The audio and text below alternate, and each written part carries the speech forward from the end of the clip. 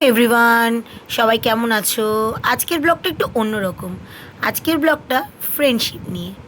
Friendship, এই ওয়ার্ডটার মধ্যে না একটা অভূতপূর্ব ভালোবাসা আছে, যেটা তুমি যদি টিকিয়ে রাখতে পারো তাহলে মানে সেই ভালোবাসার কোনো মূল্য হয় না, মূল্যহীন ভালোবাসা।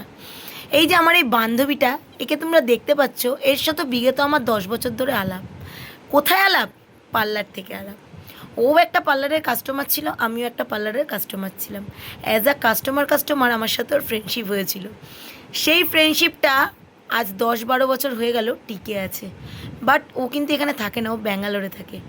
ওর বিয়ে হয়েছে ব্যাঙ্গালোরে, চলে গেছে ব্যাঙ্গালোরে, কিন্তু প্রতি বছর পুজোয় ও কলকাতায় আসে।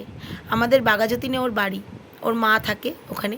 আর এই যে এই ছোট্ট পুচকোটা ওর সন্তান, ছোট্ট ছেলে।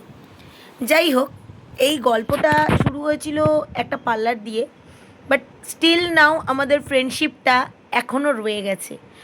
কলকাতায় যখনই ও আসে তখনই ও আমাকে ডেকে পাঠায়, রিয়া দেখা করবি না? হ্যাঁ করবো। ওরও একটা মেয়ে, আমারও একটা ছেলে। তা যাই হোক, পুজোতে তোমরা দেখেছো ওকে আমার সাথে। তো পুজো কাটিয়ে ও এখন এখানে আছে কদিন, তারপরে আবার পরের মাসে ওর ছেলের জন্মদিন, তারপরে ও আবার ব্যাঙ্গালোর চলে যাবে, আবার 1 বছরের জন্য। এই বছর আমার সূত্রে আমার বান্ধবী চুমকির সাথেও ওর পরিচয় হয়ে গেছিলো। যাই হোক, তাই ওর বাড়িতে চলে গেছিলাম। আর ওর ছেলের খেলনা বলতে ড্রাগন আর ডাইনোসর, এছাড়া ওর ছেলে আর কিছুই চেনে না। যাই হোক, ওর ছেলের জন্য একটা ড্রাগন কিনে নিয়ে গেছিলাম।